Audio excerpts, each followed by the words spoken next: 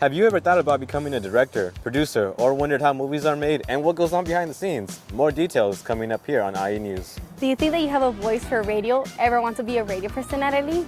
Or would you like to be an actor in a play, sitcom, or star in a motion picture? Learn more about all of these careers. Stay with us. IE News is next.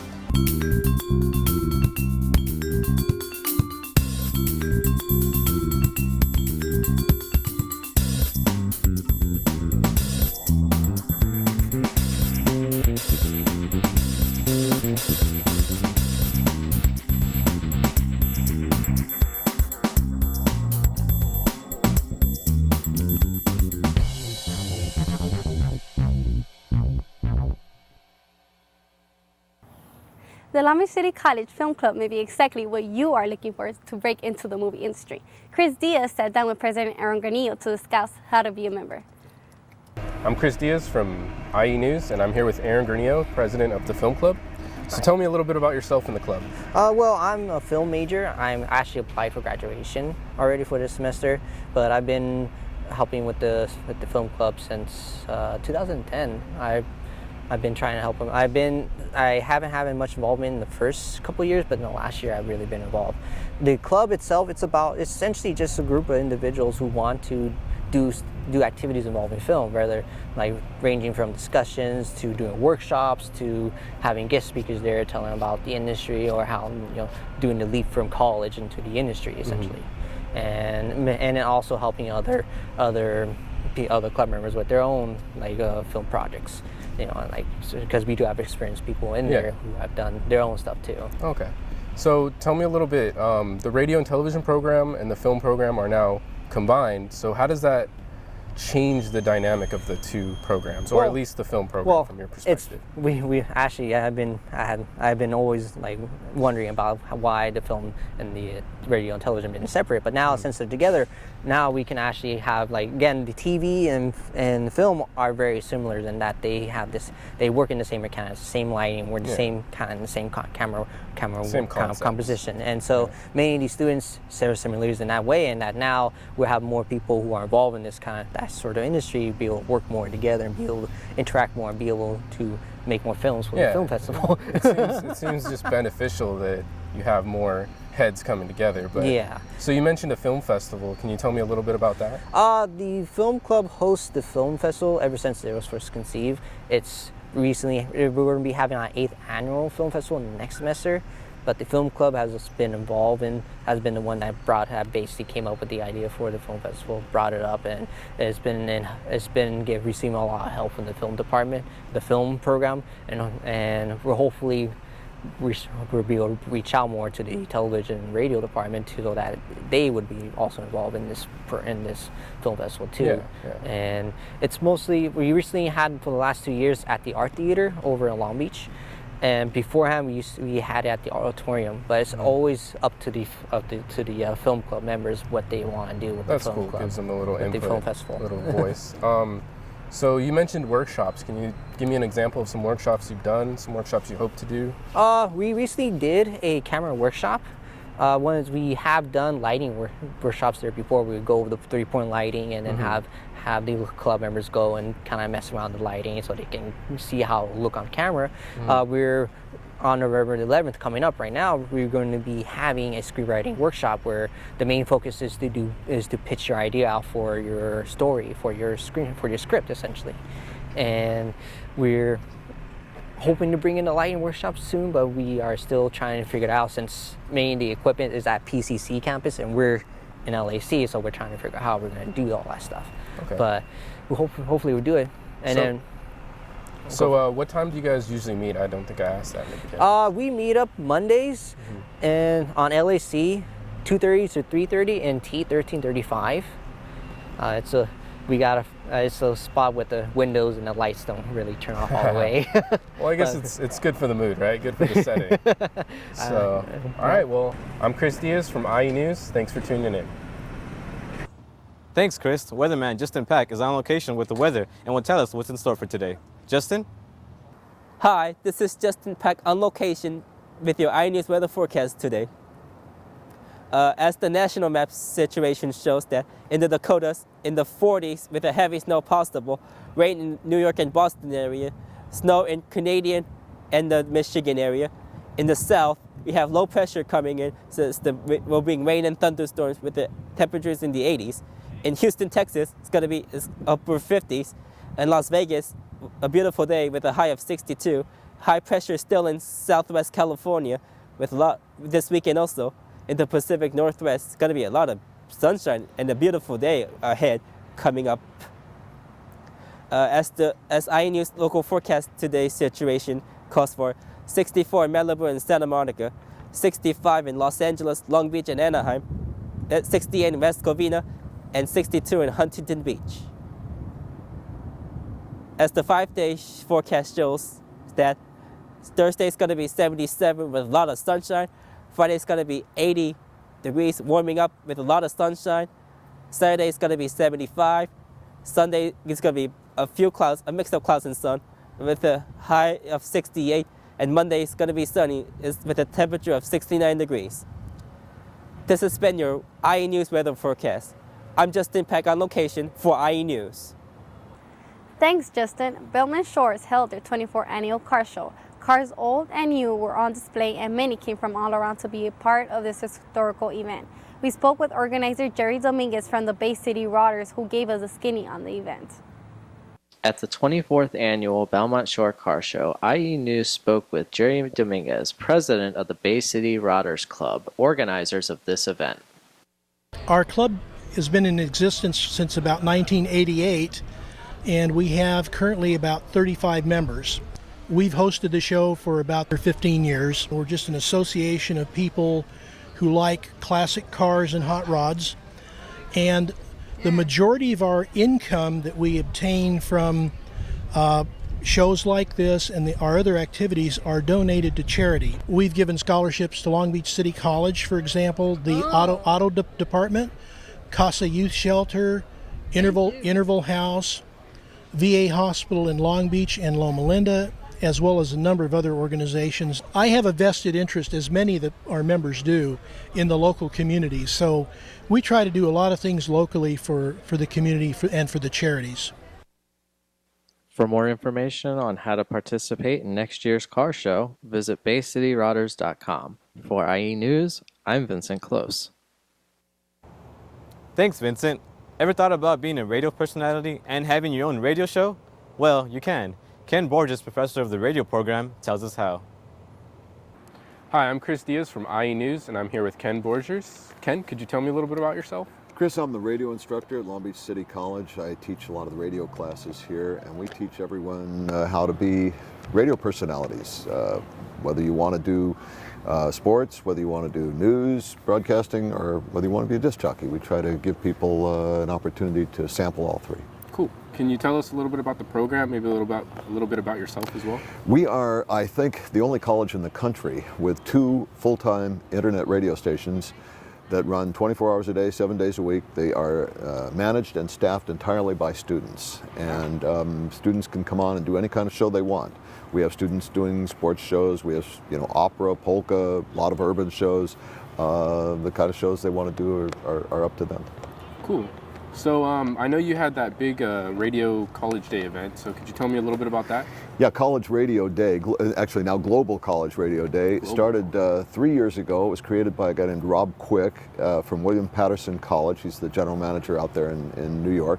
And with college radio kind of, I don't want to say threatened, but at a lot of colleges in the past few years, they've decided not to continue with radio programs. Cuts. Yeah, because of budget cuts, So Rob decided that it would be kind of a good idea to get the word out about college radio and just have a day where we celebrated what goes on college radio. So the first one, 3 years ago, they had 330 stations, and at the last minute, I think New Zealand joined, so it became an international event because we had, one other country. But then the next year, we had, I think, 550 or 60 stations and 23 countries involved.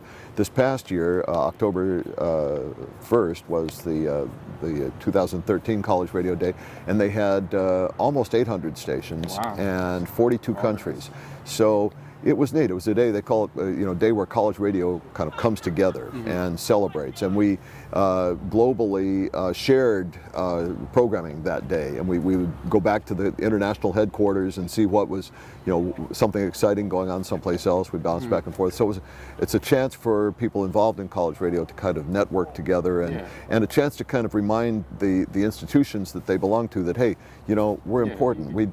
College radio does three very important things for its institution and for its community. First of all, of course, we train the broadcasters of tomorrow with college radio. That's what we do here. Second of all, we break new music.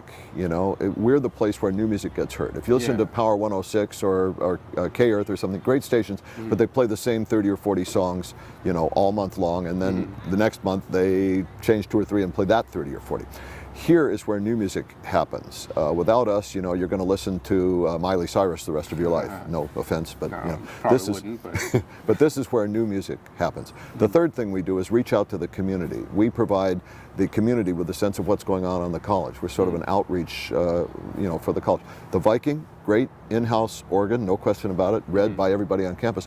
But we have listeners in France. Yeah. So we reach out to the community. We bring the college to the greater community. Okay, wow, that's impressive. So what are some goals that you have for student success in this field here? Obviously, we have two things. Obviously, we all hope that some of our students will go on to higher education at a 4-year, and we do have a lot of people who do that. But we also place people in the industry right out of the program. Most recently, we got a gal who was last semester in my class. She works for KFI now. She's a call screener and producer. Wow. We have a fellow who's Rick Dees' producer. I don't know if you know Rick Dees, but he's a major Los Angeles radio personality, national radio personality out of LA. And we have a guy who's now his producer who started here. Jim Ladd, who is probably the best known graduate of the radio program here. Jim Ladd is in the College Hall of Fame, and he was a broadcaster in LA on terrestrial radio for probably 35 years. He's now moved over to Sirius XM, but he continues to broadcast there. So we have a lot of people in front of the microphone, behind the microphone that have come out of the program and gone on to success. Cool. So what steps did they take maybe that some other students maybe just didn't take to get to that level? Well, there's a certain amount of luck involved, and there's a certain amount of networking involved. And what we try to do is position them so that they can take advantage of networking and luck. Both of the 2 or 3 that I mentioned had a good amount of both networking and luck. But as Knute Rockne said, luck is the residue of design. These guys went into positions where they might be able to advance and then took advantage of the opportunity. The main way that people get in from our program is as interns. They go into a radio station and they start as a volunteer or as an intern. And then this is the part we can't teach. It's the people skills. It's seeing who's working. At every job site, I don't care whether it's radio or television or any job site, there are people walking around with a coffee cup not doing anything, and there are people who are doing something. And you have to be able to sense, who's doing something and hitch your wagon to their star. And it's the people who have that kind of savvy who can figure out where the opportunities are. It's step up and actually take it. Okay. It's a very competitive field, as you know, broadcasting, and probably the most competitive field you could get into. But if you have the desire, there are opportunities out there. Cool. So could you maybe tell us about some internships that students started with? Well, we have been very successful placing people at KFI. We've been very successful at placing people with what is now, I'm not sure what they call it now, but 102.3 The Beat. Okay. We've had several people go through that radio station. In fact, one of them became the production director at The Beat. KNX has a fantastic internship program for potential news people. It's a little bit rigorous to get into, but you're practically guaranteed a job if you come out of that. So, we've been very successful with internships. Cool. Is there anything else you'd like to add, maybe for students or prospective students looking in the field? I would say don't be put off by the fact that it seems very competitive. There are a lot of jobs, both in radio and in television, that you don't even know exist if you're not in the business, that people have very comfortable, lucrative careers doing their whole lives that are maybe not the glamorous things that you think of when you first think of radio, TV personalities. But there's a lot of work out there. It's definitely worth pursuing. Cool. Well, thanks for joining us. Chris, thanks for having me. All right, I'm Chris Diaz from IE News. Thanks, Chris. We'll be right back with more IE News right after this. Do you feel lost? Are you unsure of the direction your life is heading? Or are you stuck at a dead-end job with no opportunity for advancement?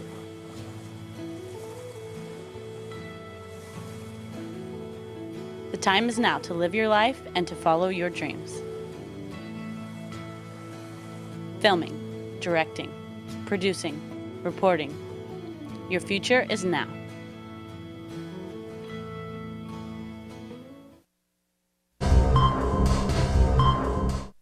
Good afternoon and welcome to IE News.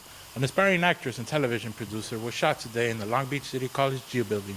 Here on the scene is Drea Yellowhair. Thanks, Adrian. The Long Beach City College campus is buzzing. Now let's take a closer look inside. Come on.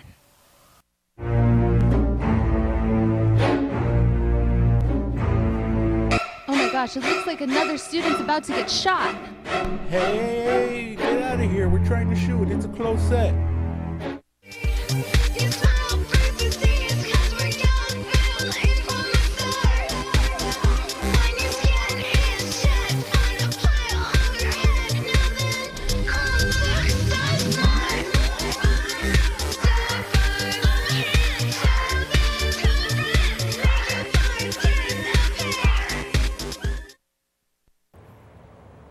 Welcome back to IE News. Our very own Daniel Garcia rounded up a few new albums, and here's a little piece of mind he gave regarding the records. Welcome back, Music Junkies. I'm Daniel Garcia with your album review. John Legend released his 5th studio album titled Love in the Future. With this latest venture, he creates a marriage between the silky sound of soul and modern R&B. And fortunately, this album lived up to its title. Some of my favorite tracks on the CD were Made to Love, Angel, and We Loved It. This album was very cohesive, and John's croons enhanced the crisp productions. Lyrically, you will be serenaded and taken to another time, maybe even another world. Its passionate interludes and apparent 90s influences contributed to the smooth structure of the album. I give this one 4 out of 5 mics. On a funkier tune, Janelle Monáe's sophomore album, Electric Lady, jammed its way into stores. Janelle takes listeners on a power-driven journey where she revs up her wild side and also unveils her vulnerable side. This album is full of energy and will most definitely have you getting down to the dance tracks or doo-wopping along to her love songs. Each track effortlessly leads into the next, just like albums used to do so. My preferred tunes from this record are Giving Them What They Love, Prime Time, and With an Experience. However, I personally feel as though some songs could have been left out. I give this album 3 out of 5 mics. Moving along to the other side of the musical scale, alternative veteran Sara Bareilles exposes her truest emotions on her 4th studio album titled The Blessed Unrest. With the perfect balance, Sara unleashes powerful ballads and mid-tempo melodies that will leave quite the impression on your eardrums. It's very clear that each song was carefully crafted, from the passion-evoking keys to the intellectual and consoling lyrics. All these play factors in reinforcing the messages that Sara resonates to her listeners. My recommendations from this album are Brave, Satellite Call, and Little Black Dress. I give this album 4 out of 5 mics. Stay tuned for the next batch of reviews, but until then, keep your eyes and mind open to new music. I'll catch you, Music Junkies, next time. Thanks, Daniel. Our very own Marisol Garcia headed over to the PCC campus to give us an exclusive on the ribbon-cutting ceremony of their brand new Fitness Center. Fellow students, do you have a problem staying fit due to your hectic schedules? I know I do. Well, now that won't be a problem for us because Superintendent President Eloy Ortiz Oakley and the Long Beach District Board of Trustees, Jeff Kellogg, Roberto Uranga, Mark Bowen, Douglas Otto, and Dr. Thomas Clark are here to cut the ribbon shortly to the grand opening of the Kinesiology and Fitness Center here at the Pacific Coast campus, where we students are going to be able to take 1 or more hour of the day to come and ease our stress, and most importantly, stay healthy. Here with Superintendent President Eloy Ortiz Oakley to talk about the building process of the Fitness Center. So tell us more. What will we be looking forward to next? Well, there's a lot of construction going on both at the Pacific Coast campus and the Liberal Arts campus. Here at the Pacific Coast campus, the AA and BB buildings are under construction and should be done probably around next summer or by next fall. And that's going to add a lot of new great classrooms and great student services facilities. So we're really looking forward to a complete modernization here at the Pacific Coast campus. Let's take a look at the people arriving here at the fitness center. The 2-year construction project was funded through the Measure Yvonne, approved by voters in 2008. At a cost of $6.15 million, the undertaking consisted on renovating in 1935 a Reed Deco building originally built as a junior high school cafeteria and remodeling the interior to house state-of-the-art exercise equipment. I'm here with Jeff Kellogg, the president of the board. Tell me how excited you are about this project. I'm real excited because it's been a long process. The 2 bonds we passed have generated over $700 million, including state funding, to improve both campuses and especially the Pacific Coast campus. So it's a great day for all Vikings. This center has some of the more modern workout equipment around, including a lateral cutter that's one of 7 in the United States. So you're going to see something that's unique. How exciting. Let's go take a look. And you can try to get it masked and go, no hands. This is the famous machine Mr. Garcia was telling us about and the rest of the equipment. There you have it, today's exciting report. I'm Marisol Garcia, and this is IE News. 1, 2, 3. Yay!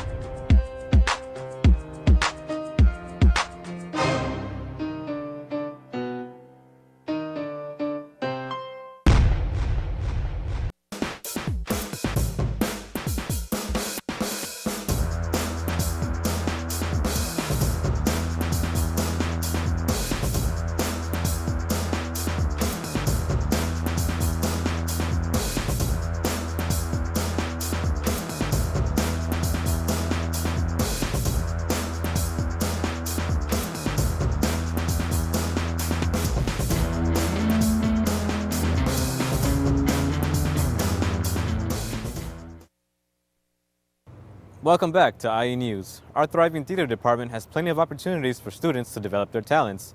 Let's go back to Chris Diaz, who's with Greg Mortensen, to find out more. Hi, I'm Chris Diaz with IE News, and I'm here with Professor Greg Mortensen. Hi. Hello. How are you? Pretty good. Nice to meet you. Nice to meet you too. Right. So could you tell me a little bit about yourself, maybe some background? Sure. Let's see, I've been at the college now going into my 18th year as a full-timer. I'm starting my 8th. Was an adjunct here for many years. I still keep and maintain a professional, let's say, career outside of the school. Okay, cool. Which is great. Still in the field. Oh yeah. Was just invited to join the director's unit of the Wow. Actors Studio, so which is really cool. Congratulations. Thank you. And here we are. Yeah. Yeah, it's great fun. Yeah. So could you tell us about any past productions that you've had on campus? Sure. This will mark, I believe, my 14th, which is The Strange Case of Dr. Jekyll and Mr. Hyde, which is a great, it is a classic, it's a great one, and also it's sort of a new twist on it. It's told through the perspective of the inspector. Cool. And it goes from present tense to past tense and back and forth. It's really cool. Other productions here, Cry of Players, Indians, Dracula. Dracula was a great fun. Scapino, just comedies, dramas, you name it. Yeah, it's great. Cool. And it's great fun. There's a great level of commitment here on the students' part. It really is. It's having taught at other places and worked with other students. There's some local high schools, Lakewood, Milliken. They really come here with a strong foundation from those schools. Renaissance, great stuff. Cool. Yeah. So do you have any future productions that are coming up, maybe? Yes, in the springtime, the last slot, which will be in late April, early May, I'm doing a production of Moby Dick Rehearsed. It's a stage version of a theater troupe that starts rehearsing one play and it becomes Moby Dick. Oh, okay. And it's really cool. That's Yeah, interesting. it So is. you guys tend to do some twists on your Oh yeah, if we can, cool. you bet. Cool. So I know you do improv. I've actually seen one of your shows. It's Oh, very- right. Yeah, I think you mentioned that. Yeah, Right. yeah. I Did you have enjoyed fun? it. Yeah, it was really good. It was I felt like I was a part of it, even though like I've never been to one. Well, hey, that's our goal. Yeah. You know, make you include everybody. So could you tell me maybe the difference from a student's perspective of improv Sure. and scripted? Well, you just said it. Improv is like what we like to call it the jazz of theater, where you've got certain bars that, okay, you know, tenor sax take it, you know, keyboards take it. And everybody knows the theme of the song, but yet they get to create within that. We like to look at it as the theater's a one big sandbox or a public park. You know, even though it's a park and you go crazy and play, there's still rules. So once you learn the rules of improv, then you just let it happen. Just let it go. Yeah, right. Cool. As opposed to scripted, of course. Scripted has its own story, and you know, often actors are afraid of improv. Whereas, a scary thing. Oh, sure. And what's great is we try to teach here more and more about how, hey, you learn this form, you can probably do just about anything. you can go with anything, really. Right. All right, so maybe could you tell me a little bit about like a student's prep? Like what do they do before to get on stage? And Sure. With any full-length play, which we call a two-actor, which is our main stage productions, we generally rehearse from 4 to 5 weeks. Now, since the 16-week calendar has compressed everything, it's gotten tighter. Yeah. So, for instance, Jekyll and Hyde will have been put together in just about 4.5 weeks. And that's from first read-through to opening night, which is crazy. But hey, you know, it's teaching them that in the professional world, this is as close as you're going to get to that kind of schedule. Yeah, it kind of gives them a good intro. You bet. You bet. So, and it's either it turns them off, or they go, or they step up. I can try this. Yeah. Right. Cool. So, could you tell me about like maybe some students that have gotten into the industry? Sure. Or we've had two that Kaylee Quinones is one. She went, I believe, I don't want to misquote, but I think she went to Millikan. I just want to say that. And she was in the La Mirada Civic production of Boing, which is, I mean, it's a huge venue and it's professional. She was paid. I've had Dennis Pearson, who's acting as my assistant for this. He was at South Coast Repertory in their Christmas Carol. So there's two right off the top. Other one is a coordinator. I believe right now his latest gig is for the Craig Ferguson show. So he's behind the camera. Cool. But he started in front and went, you know, I'm more comfortable behind it. Yeah. So there's multiple opportunities. Absolutely. Absolutely. Awesome. And another one is broadcasting news in Las Vegas. Cool. So Luis is there, and cool. Yeah, so we've got people all over the place. Wow. Yeah. So is there maybe internships that you've been helping? Yeah, we established with the Los Angeles Shakespeare Festival an entree there. We took 2 shows up there almost 2 years ago, and have had students go and work there since. And they'll intern either tech-wise or acting-wise, and that's a nice contact. I was I'm sort of an absent member, if you will, or a leave of absence from the Elephant Theater Company up in LA, and had a lot of students working there as interns. Cool. So it's good, and hopefully we'll get a few of them in the Actors Studio. You know, awesome. Should be fun. So if you had to give advice to a student who's not quite sure how to get started in this field, what would you tell them? First thing would be forget anything you're used to of that has to do with logic. You know, logic's out the window, and never ever watch Current Affair or Hollywood Tonight or whatever that is, entertainment. I mean, it's all BS. Yeah. And it's all spin by managers and you know, the like. But truth be told, it's a business. Learn the business. And never, ever listen to anybody who's roughly around your age. And not to disparage the age group. I mean, we're all, listen, I was 20, 21 once back when the earth was still cooling. But I knew nothing. And everybody seems to go, oh, I heard from so-and-so, I know this, or my uncle said that. No. Find people who are there. They'll talk to you. Yeah, you can't beat experience. None. Cannot. Awesome. Yeah. Well, is there anything else you'd like to share with everyone here, or? Other than, our production of Jekyll and Hyde opens November 7th, which is a Thursday, and it plays Thursday, Friday, Saturday, Sunday, and then the following Thursday, Friday, Saturday, Sunday. And both Sunday matinees are 2 o'clock. We'd love to have you. It's in our studio theater. It's kind of part of the season. You know, it's a dark tale that we all sort of know, but it's a little different spin. So we'd love to have any and everybody. Oh, well, there is a limit with age, though, with kids. We can't have anybody younger than 12. Oh, okay. Because it gets a little heavy here and there. Yeah. But beyond that, it's a good time. Awesome. Well, thanks for joining me. Thank you. Appreciate it. I'm Chris Diaz from IE News. Thanks, Chris. That concludes our broadcast for today. Thanks for watching IE News. We'll see you next time.